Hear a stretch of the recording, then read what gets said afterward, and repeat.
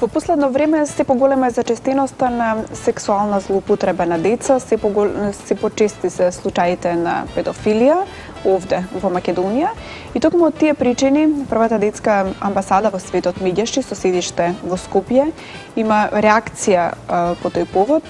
Денеска во 5 до 7 разговараме со Даниела Трајковска од Медјаши за тоа дали всушност идејата и предлогот на детската амбасада Медјаши е да постои за овие педофили хемиска кастрација или доживотен затвор. Кој е вашето размислување всушност за оваа тема? Дали треба да постои ваков тип на санкција или казна, или треба сепак слободно да се движат педофилите? Дали всушност затворот е доволна гаранција дека по излегувањето на педофилите нема да продолжат да го прават истото?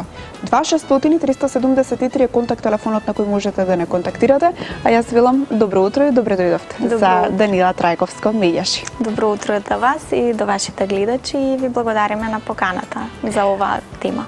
Како што споменав, се поголема е зачестеноста на број на случаи на педофилија, па на што се должи тоа според вашите истражувања? Така, да бидеме искрени, сексуалната злоупотреба и педофилијата не е нешто што се случува само во овој момент и само на нашето поднебје. Значи, тоа е веќе нешто што се случува и во светот пошироко и од секогаш се случувало.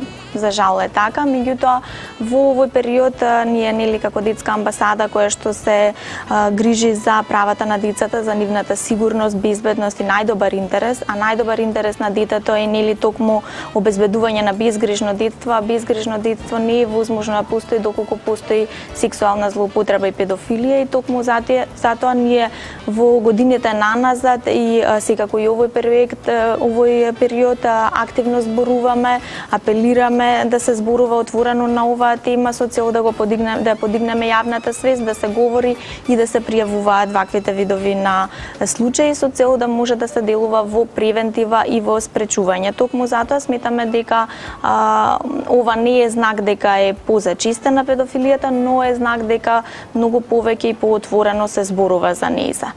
Така, според статистиките можеме да забележиме дека најголем дел од злоставувачите се мажи, а најголем број од оние злоупотребени лица се девојчиња. Дали постои рецидивизам, повторување всушност на она злодело по излегувањето од затвор? Така, добро сте информирани. Најголемиот процент од злоставувачите, како кај нас и така на пошироко, односно 95% злоставувачите се од машката популација, а само 5% ја опфаќаат женската популација, а спротивно на тоа, па како жртви се најопфатени девојчињата од најрана возраст па до поголема возраст, односно спротивен процент, односно 95% се девојчиња, а 5% се момчиња.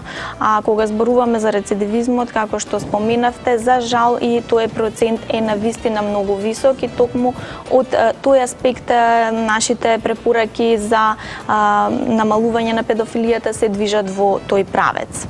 Така, според детската амбасада Медјаши, кои превентивни мерки и активности треба да се превземат за намалување на појавата на педофилија? Дали треба да постои ресоциализација на овие случаи? Така, да, секако првенствено зборуваме за ресоциализација, за информирање на децата и младите, значи доближување на за полесно да може да препознаат кога станува збор за сексуална злоупотреба или сексуално полов напад, значи кој што треба да се одвива преку доближување на децата како од страна на родителите, така и од страна на образовниот кадар. Значи во училиштата се зборува за таа тема, но тука ја споменуваме и ресоциализацијата на педофилите, затоа што знаеме дека се уште нема соодветен третман, нити додека се педофилите во процес на одлежување на казната, ни по одлежувањето на казната, и токму во тој правец сметаме дека доживотната казна затвор, како и покачување на казните, со што успеавме во 2008 година да делуваме и да апелираме за зголемување на казните, казните, токму од тој аспект што нема соодветен третман за овие злоставувачи и од аспект дека најчесто најголемиот број од случаите се повторуваат. Значи нема никаква гаранција дека по одлежувањето на 10-15 години затвор на злоставувачот дека тој нема да го повтори делото. Се додека немаме гаранција дека некој детски живот нема да биде буквално осакатен со злоставувањето, ние бараме поригорозни мерки, нели? Сега се превзимаат како што е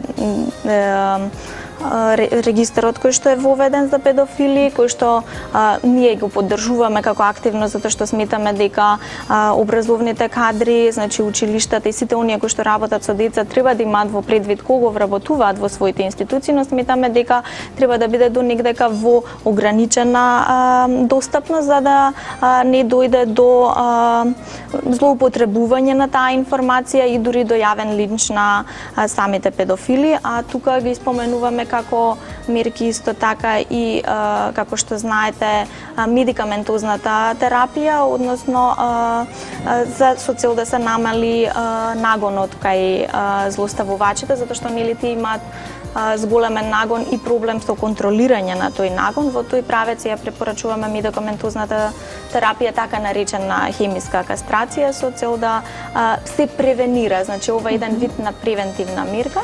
Постои ли некаде во светот, во некои други земји, доживотен затвор за педофилите или хемиска кастрација? Да, значи ние сето ова што го зборуваме не е нешто што ние го измислуваме, значи ова се мерки кои што се применуваат и во светот, значи токму затоа ние сме во тек со времето и со информациите кои што течат во светот и токму затоа пробуваме да ги следиме и да бараме со цел нели да се заштитат децата, освен медикаментозната терапија, така наречена хемиска кастрација, препорачуваме и вградување на локатори, односно инструменти преку кои надлежните институции, значи надлежните институции би ги следеле постојано по излегување и одлежување на казната затвор и доколку има ризик, значи се забележи, надлежните институции ли забележат дека одреден злоставувач е во близина на нели детско игралиште, училиште, да може да се делува и секако како што и вие споменавте, ресоциализација, работа со професионални тимови кои што постојано ќе ги имаат под контрола, затоа што знаеме колку е висок процентот на повторување на делото.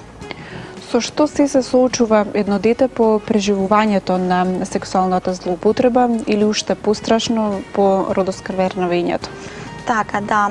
Значи, како што знаете, секое дете има право на безгрижно детство. Значи, со самиот тој чин неговото детство застанува тука.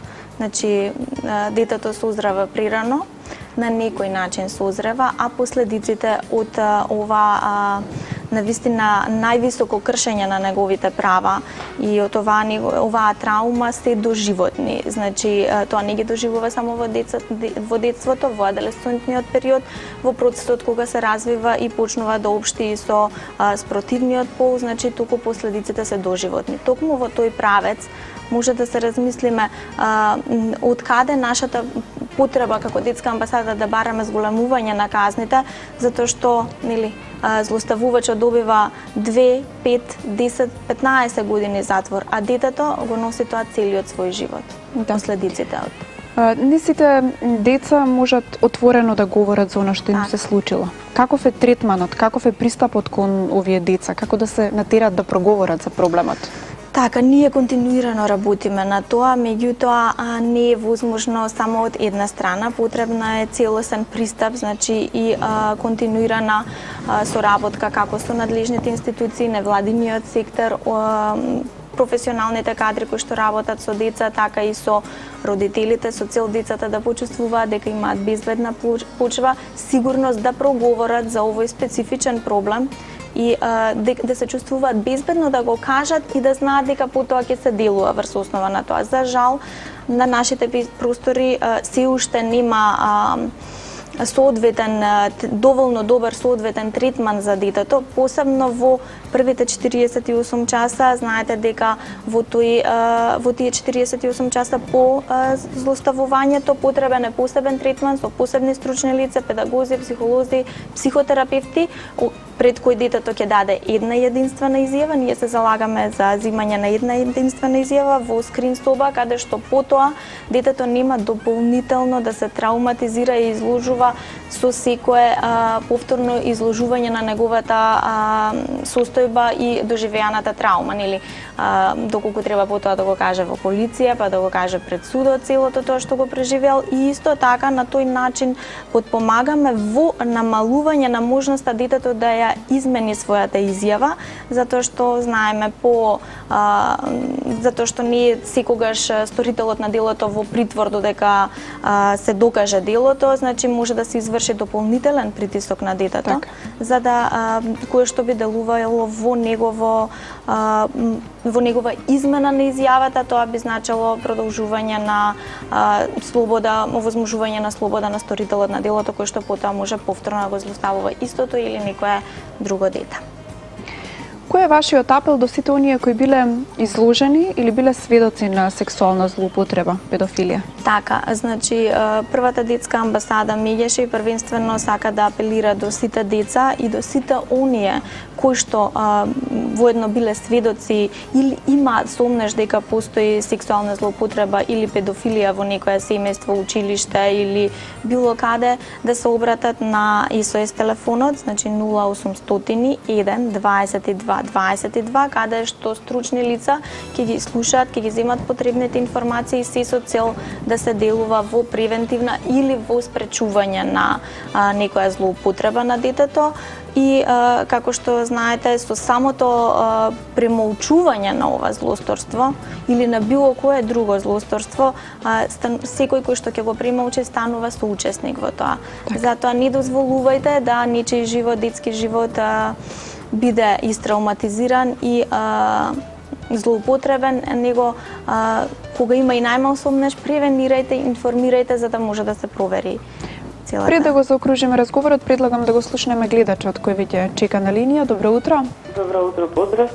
Поздрав. И до вас, кој ни се јавува? Гледачка од Скопје. Кое е вашето размислување? Треба хемиска кастрација, доживотен затвор или треба слободно да се движат педофилите? Двете, и хемиски и доживотен.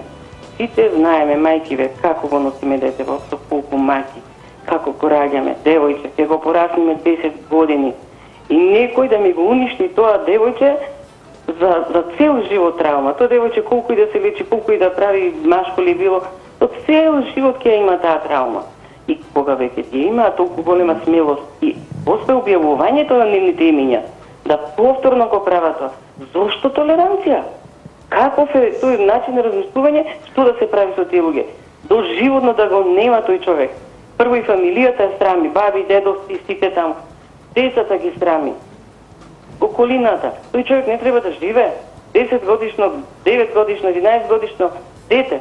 Да ми уништи. Сите знаеме како ги растиме со кои мајки. Сите црнчиме за тие деца. И да ми е страф на школа да го пуштам детето.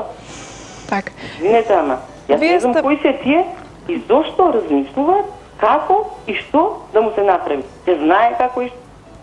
Зошто? Прашањето ми е зошто размислуваат? И зошто ги толерираат? Пријатно и убав ден. Пред да се исклучите, ако се уште сте на линија, вие сте повозрасна господја, па би сакала да ве прашам дали... така се исклучи господјата. Сакав само да прашам дали во минатото била толку често оваа појава на педофилија или тоа е тренд во современи услови? Како што напоменав, значи со гаранција не може да кажеме, но сметаме дека се должи на подигање на јавната свест. Значи педофилијата била присутна од секогаш, но многу малку се зборувало за тоа. Еве денеска можеби децата се малце поохрабрени, почесто се зборува за тоа, се чувствуваат безбедно до некаде, но не целосно, затоа сметаме дека уште многу треба да се работи во тој правец за да може децата да делуваат, да пријават и да може да се делува во нивна заштита. Така. Ви благодарам за денешното гостување. Ви благодарам многу и на вас и пријатен ден.